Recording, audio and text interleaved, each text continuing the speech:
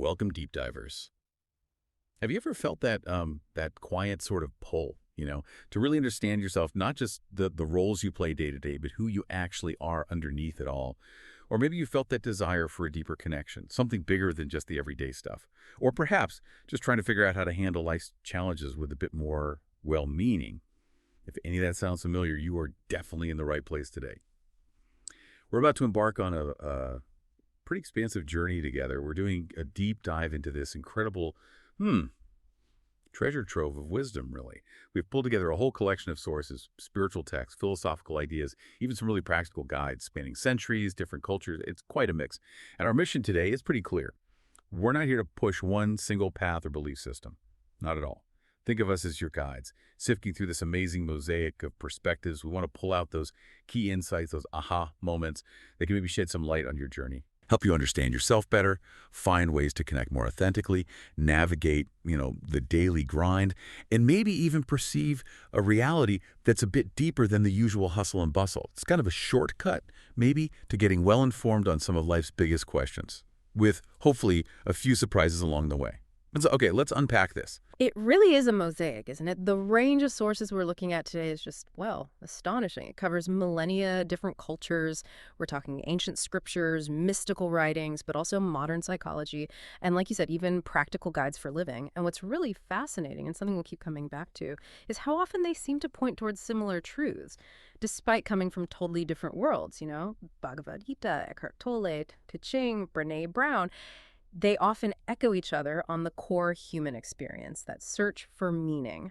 So we'll be digging for those nuggets of knowledge, the things that might surprise you, but also really inform you, helping you get genuinely well-informed on these big foundational topics. Okay, so let's kick things off with something that pops up again and again. Yeah. This idea of the ego. It's often presented not as your real self, but more like a construct, something to understand, maybe observe, and ultimately move beyond, like a character we're playing. That's exactly it.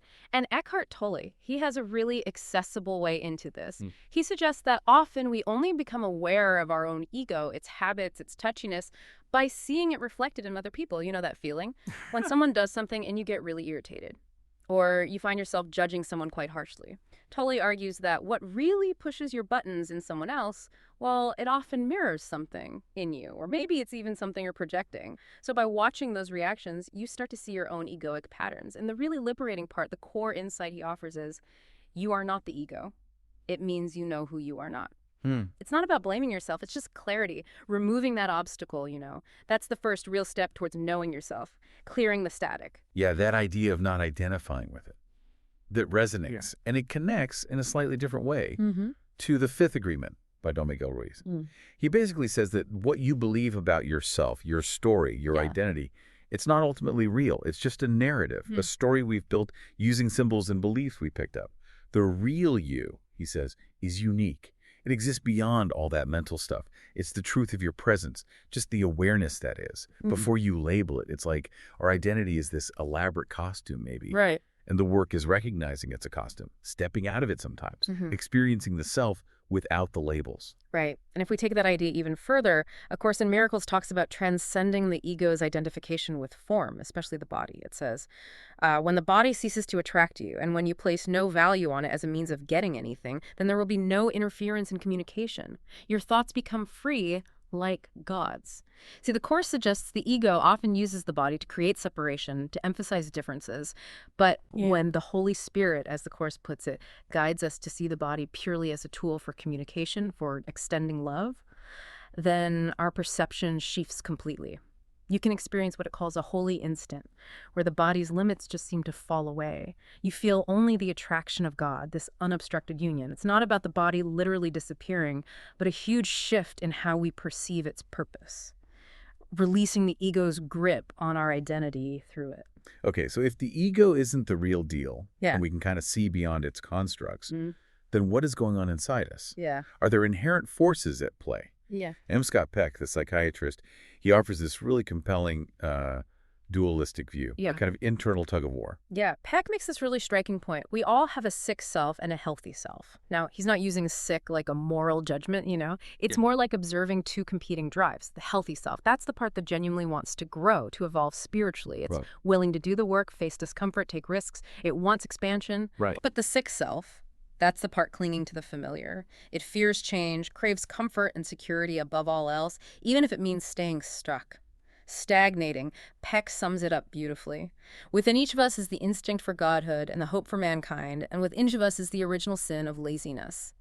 And that laziness isn't just about skipping chores, it's deeper, a kind of spiritual inertia, resisting the effort transformation requires, that pull to just stay put. That ongoing struggle. The part reaching for growth versus the part digging its heels in for comfort. That really highlights how self-mastery isn't a one-time thing, is it? Yeah. It's more like a continuous dance, a negotiation, choosing moment by moment which impulse guides us, like feeding one wolf or the other. That choice shapes everything. And building on that, thinking about how we move towards the divine or our higher potential. Theologia Germanica, this amazing anonymous 14th century text, talks about detachment. It puts it very directly. In what measure we put off the creature, in the same measure are we able to put on the creator, neither more nor less. It's not about hating the world or denying ourselves just because. It's a purification. To really see the divine, it suggests our eye needs to become single, purified from everything else. So divine light can enter where there was maybe darkness or coldness before. It's like clearing out the internal clutter, making space for something deeper. That's interesting because Emerson, maybe surprisingly for some, touches on something similar with detachment, but in art. He says, the virtue of art lies in detachment, in sequestering one object from the embarrassing variety. By isolating something, a flower, a face, the artist helps us see its essence, the mystery of form. And here's the really cool part. He thinks this act of detaching, of seeing clearly, can actually reattach artificial things back to nature through a deeper insight. So it's not just letting go, it's seeing through that letting go, reconnecting things in a deeper way once the clutter is gone. Right. And the Philokalia, that collection from the early Christian mystics, describes an even more radical kind of detachment. It speaks of a blessed intellect that dies to all created beings. This death happens in two ways. First, to sensible things, by quieting down the constant input from our senses, and second, to intelligible things, by stopping noetic activity, that's our conceptual thinking, our labeling and judging mind. Stopping thought itself. Not becoming stupid, but moving beyond the constant chatter, beyond the mental filters. This death of the intellect, as they call it, lets the will die to everything but the creator. It creates this inner space, this opening. And only then, they say, can the intellect receive the life of divine grace and grasp the creator in a way that's beyond senses, beyond concepts, and emptying to be filled. So whether it's shedding the ego, like Tolle or Ruiz talk about, or balancing Peck's inner selves, or this deeper detachment from the creature in Theologia Germanica or the Philokalia, it seems like so many different traditions across time point to a really similar kind of inner work, don't they? A journey of refining, letting go, shifting perception. It's an active choice. Definitely. It's about engaging consciously with that inner landscape. Okay, so given all that inner work, how do these sources suggest we actually connect? Connect to the divine or a higher state in practice?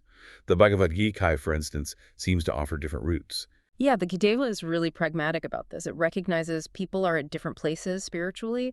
It outlines two main ways to reach the supreme personality of Godhead. One is the direct route, devotional service in commune consciousness. This is about immediate, loving surrender and engagement. The other is more gradual, indirect.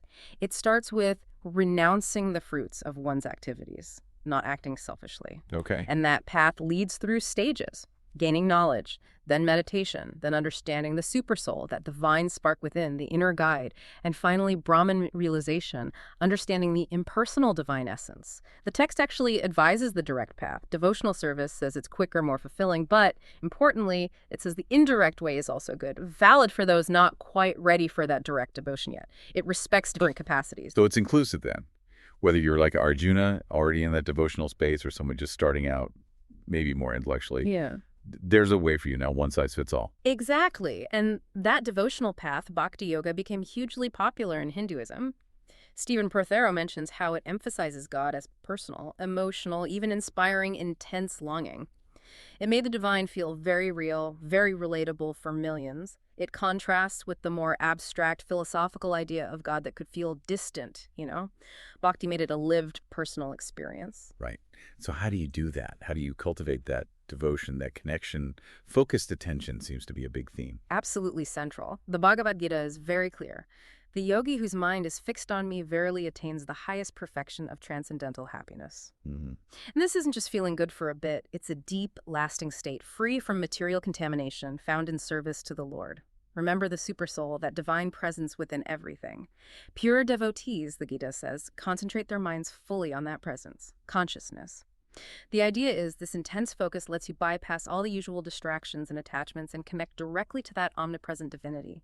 Find real, lasting peace inside. And that focus, that inner watching, it's echoed so vividly in the Way of a Pilgrim, especially in that teaching from St. Hesychius. It sounds almost militant in a spiritual way. It really does. Hesychius defines attention as this constant silence of the heart, unbroken by any thoughts. Like the heart is just constantly, quietly breathing, Jesus Christ, a continuous inner prayer. Yeah. And watchfulness, that's the mind standing guard at the door of the heart, actively watching thoughts, fighting off, as he puts it, predatory alien thoughts, or deceptive images from demons. Well, so it's an active defense. Very active. He even lists different kinds of watchfulness, scrutinizing mental images, keeping the heart totally silent, constantly calling on Christ, remembering death as a motivator, fixing your inner gaze on heaven, and seeing worldly things as, well, nothing in comparison.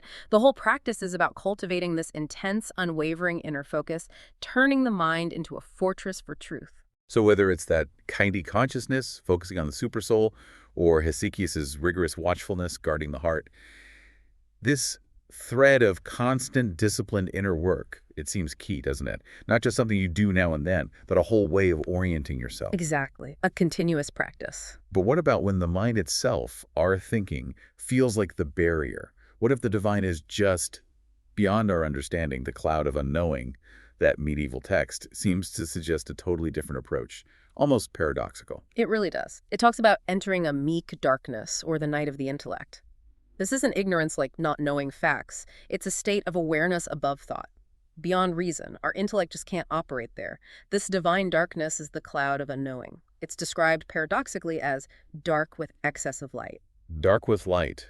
How does that work? Think of staring into a light so bright you can't see anything distinctly. It's blinding. That's the idea. Reason feels dark because divine love has entered this mysterious radiance, this overwhelming light that our minds just can't process or define. It's not an absence of knowing, but a knowing that floods and bypasses our usual intellectual ways of knowing, a direct gnosis. And St. John of the Cross, in Dark Night of the Soul, describes something similar, right? A purification that sounds intense, maybe even painful, but necessary. Very intense. And central to St. John is this idea that the very light and the loving wisdom which are to be united with the soul are the same that at the beginning purge and prepare it. The healing agent is also what causes the initial discomfort. He calls it the dark night of the desire. It's a purging that cleanses the understanding, letting it grasp truth beyond just sense pleasure or wanting things. He actually says the deeper the darkness, the more the soul's normal ways of operating are emptied out, the greater is its security in this process. Greater security in darkness. That's counterintuitive. Because it means the old, limited ways are being dismantled. It leads to the blessings of union with God, where the soul isn't just thinking about God, but is taught supernaturally by God in his divine wisdom. It's an emptying to be filled by something far greater. Wow. And William James, the psychologist, he actually seemed to confirm this from a different angle in varieties of religious experience. He did. James observed that in the very highest raptures, people reported that mental images and concepts just fell away completely. The state becomes insusceptible of any verbal description. He even quotes St. John of the Cross, noting that this mystical knowledge of God arrives clothed in none of the kinds of images which our mind makes use of in other circumstances. Yeah. It points to a direct knowing beyond words, beyond concepts. Okay, so these high mystical states, the cloud, the dark night, they sound incredibly profound, maybe even a bit daunting. How does this connect back to, just living our lives, washing the dishes? Some sources seem to bridge that gap beautifully. That's where it gets really practical and honestly quite beautiful. Yeah. Take Tamar Adler's An Everlasting Meal. It's about cooking, yes, but subtly it's about presence, economy, grace, Her resistance to shocking vegetables, plunging them in ice water to keep them unnaturally bright green. It's a small thing, but it reflects this acceptance of how things naturally are, letting them age, wear. Instead of forcing perfection. Exactly. She mentions Chef Fergus Henderson boiling cabbage to the other side of green, serving pale, cooked vegetables that people love. It's about finding satisfaction in what is, not some idealized version. Even simple things, like beans and an egg, become a deeply comforting supper. Dining like anyone from a Roman plebeian to a pope, it's about the presence you bring to it. Oh, that totally makes me think of the Tao of Pooh, that simple way of being happy and calm under all circumstances. It does, doesn't it? The Pooh way is all about no stress, no mess. Using what's already there, recognizing the things we need are there already. All we have to do is make use of them. Simplicity. Acceptance. And Christopher Robin saying he likes doing nothing best. When Pooh asks how you do nothing, it points to that state of just being, not striving, not achieving, just pure presence, finding richness in the stillness. And it's fascinating that even Miyamoto Musashi, the legendary samurai, saw this connection. He realized that different arts, different crafts, all shared this search for perfection. Right. He saw them as ways in their own right, just as valid as the way of the warrior. His whole emphasis on intense training, forging mind and body to get a clear spirit, free of bias, finding the direct path. It's about applying that same focused discipline and presence to everything in life, not just the dramatic stuff, bringing a warrior's focus to the art of living itself. And Jon Kabat-Zinn brings it right into modern mindfulness. He talks about waking up to vitality in every moment that we have. He connects spirit to the Latin spirare, to breathe. The breath itself, he suggests, is the ultimate gift of spirit, and in wakefulness, everything inspires. Nothing is excluded from the domain of spirit. So whether it's cooking, doing nothing like Pooh, or Musashi's craft, it all points to this. Every moment, every breath holds that potential for connection, for awakening, if we just bring our attention to it. It's not about finding special moments, it's about making all moments sacred. That inner journey, though, it's not always smooth sailing, is it? Yeah. Understanding the ego, finding presence, it involves dealing with our emotions, especially the difficult ones. They seem to play a huge role. A vital role. And Conversations with God offers a really interesting perspective on this. It says, quite directly, the soul speaks to you in feelings. Listen to your feelings, follow your feelings, honor your feelings. That's pretty radical compared to how we often treat emotions, right? Like things to suppress or fix. This view sees feelings as truths, not inherently negative or bad. What matters is how you express that truth. The text claims if you express it with love, negative outcomes are rare. It's an invitation to engage more honestly with our inner world, seeing emotions as messages, not enemies. But listening to feelings like shame or deep pain, that can be incredibly hard. We're often taught to just push those away. Absolutely. And that's where someone like Brene Brown comes in. She talks about the necessary pain of psychological growth. She emphasizes shame resilience. It's not about never feeling shame, but understanding it, how it differs from guilt, talking about it, and actively cropping it, limiting its power over you. Cropping it, like a photo. Exactly. She warns that perfectionism doesn't help. It actually feeds shame, judgment, self-blame, that awful I'm not good enough voice. Overcoming it takes vulnerability, shame resilience, and self-compassion. It's about engaging skillfully, not denying the pain. And Mark Manson points out something related. Our most radical changes often happen at the tail end of our worst moments. It's often intense pain that finally makes us question our values, our direction. Sometimes it takes hitting a wall. Right, that crisis point. Yeah. And Pema Chodron offers such practical advice here, that idea of respect for the jitters. Yeah, understanding how emotions can just spin us in circles if we react automatically. She stresses the power of simply pausing. And is pausing. That gap between stimulus and response. It's transformative, she says. It stops small things blowing up. It gives you space to choose a better response. Okay, but sometimes it's more than just jitters. Some traditions talk about intense suffering, not just as something to manage, but as essential. A purifying fire for real transformation. That brings us back to St. John of the Cross and the dark night of the soul. He describes it as a necessary, often painful purgation. Specifically, the fourth part, purging the spiritual part of the soul. This is where those deep-rooted imperfections, the roots that earlier cleaning couldn't reach, get dealt with. It's a time of darkness and aridity, deep spiritual dryness. But it's through this that the understanding gets cleansed, freed from old patterns, and the soul gets instructed supernaturally by God, moving beyond human intellect. It's tough, but ultimately liberating. preparing the soul for union. It really does sound like a crucible, burning away everything that isn't authentic, leaving just the essence. And it's not just St. John. The Philokalia puts it very plainly. Patiently endure the distressing and painful things that befall you, for through them God in his providence is purifying you. It reframes suffering, not as punishment, but as preparation, a divine refinement process, enabling deeper insight and union that wouldn't be possible otherwise, seeing adversity as alchemy. So how does all this inner work, self-understanding, navigating emotions, even suffering, how does it play out in our connections with others? Love comes up a lot, but maybe not always in the way we expect. Eric Fromm, in The Art of Loving, makes that crucial distinction between falling in love and standing in love, that initial rush, the miracle of sudden intimacy. Often, he says, it just shows how lonely we were before, a craving. Standing in love, though, that's different. It's active, permanent, a conscious choice, a sustained commitment, maturity, not just a passive feeling that comes and goes. And David Brooks talks about how love decenters the self, pulls you out of just loving yourself. Yeah, he says in real love, the other person becomes more vivid to you than you are to yourself. The real treasure isn't inside you, it's out there in the beloved sharing a destiny. He even says a good marriage isn't just a long conversation, but maybe 50 years talking about the same problems, which leads to this deep melding where you can almost say, love you, I am you, a real dissolution of separateness. And Marianne Williamson, reflecting on A Course in Miracles, stresses total commitment in relationships. But she defines it as commitment to mutual understanding and forgiveness, no matter how many conversations it takes. What's really interesting is her idea that relationships are essentially eternal. So even letting go of a relationship's form can be a deeper lesson in pure love than staying together would have been. Letting go is an act of love. Sometimes, she says, it takes all the love we're capable of to let a person go.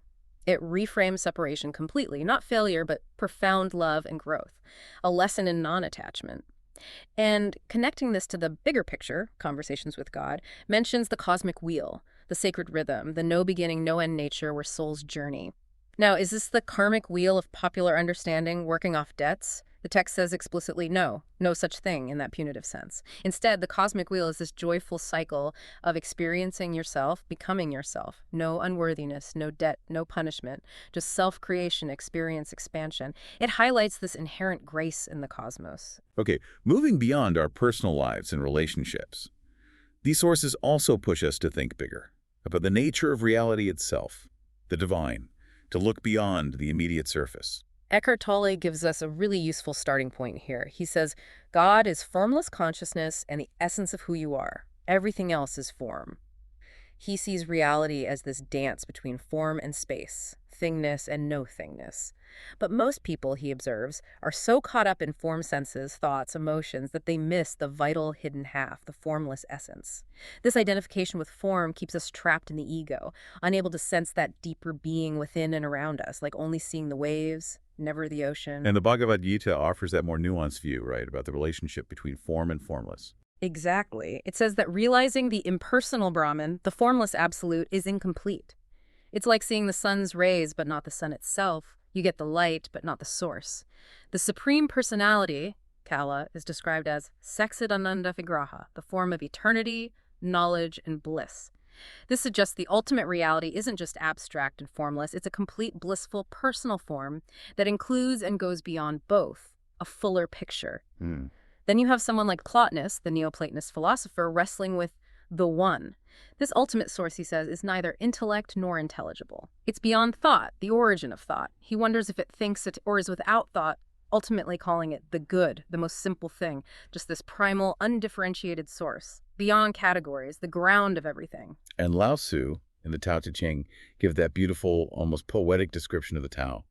Something formless, complete in itself, there before heaven and earth, tranquil, vast, mother of the universe. And then that humble admission, I do not know its name, which perfectly captures that sense of a transcendent mystery beyond all our labels. Yeah, it really does. And C.S. Lewis, tackling the Christian Trinity in Mere Christianity, uses that analogy of God being one being with three persons, like a cube is one body with six squares.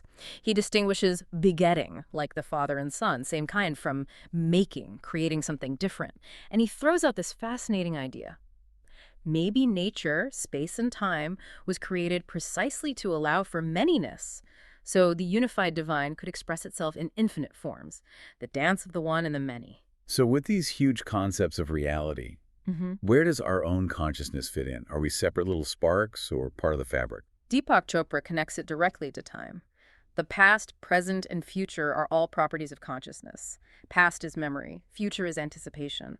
Both happen in the mind. The present is awareness. That's it. So time, he says, is just the movement of thought. Only the present moment, awareness itself, is real and eternal. By being fully present, we tap into that timeless reality.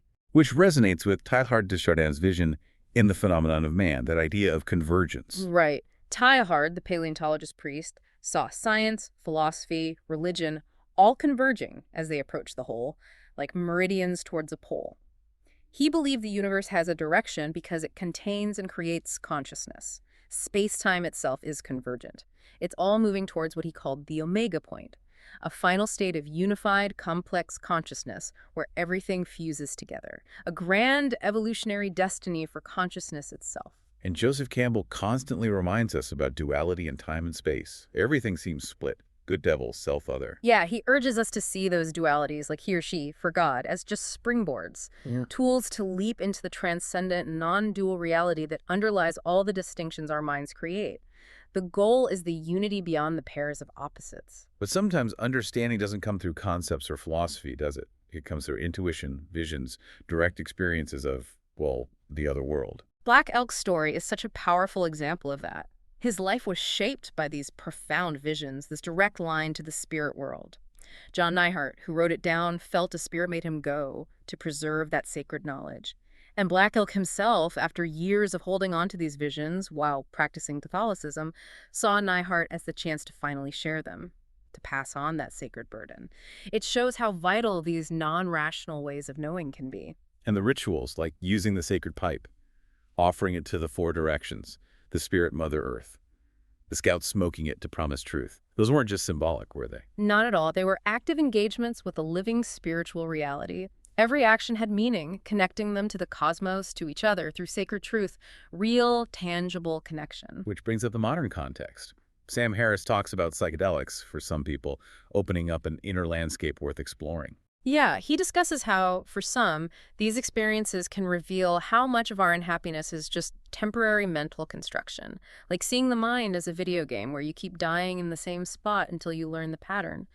He's careful about the risks, obviously, but suggests that for some, these can be tools to break out of habitual suffering, see the constructed nature of reality, and access insights you might not reach otherwise, exploring consciousness directly. So whether it's spontaneous visions, ancient rituals, or even modern explorations of consciousness, they all point to the same thing, really. There's just so much more to reality than our everyday senses usually show us. Layers beyond layers, a much bigger, more mysterious picture. Absolutely, inviting us into that larger reality. Wow. Well, deep divers, we have covered a lot of ground today. What a journey, huh? We've looked at the self, the ego, trying to get underneath those layers. We've explored different ways to connect, from devotion to just being present. We wrestled with emotions, relationships, even suffering as paths to growth. And we've really stretched our view of reality, consciousness, of the divine, looking beyond the everyday. It's clear, isn't it? This quest for meaning, understanding, connection. It's just fundamentally human. Timeless. It really is. And what's striking is how, despite all the differences, the yogi focusing on the supreme, the simple grace in cooking beans, the intensity of the dark night, the gentle wisdom of poo just being, they all seem to share this common thread, don't they? Yeah. This invitation, an invitation to wake up more, to engage more deeply with life, with existence, to understand who we really are beneath it all. They nudge us to look inward, look outward, and maybe see the sacred shining through everything. So here's a final thought to maybe sit with. If we really took seriously that idea that our feelings are the soul speaking, if we truly accepted that every moment, even washing the dishes, holds potential for deep connection, what might change? What new meanings could unfold in our daily lives if we really engaged like that? And how might that shift inside us? How might that ripple out and actually change the world around us? One moment, one choice, one conscious breath at a time. Something to ponder, definitely.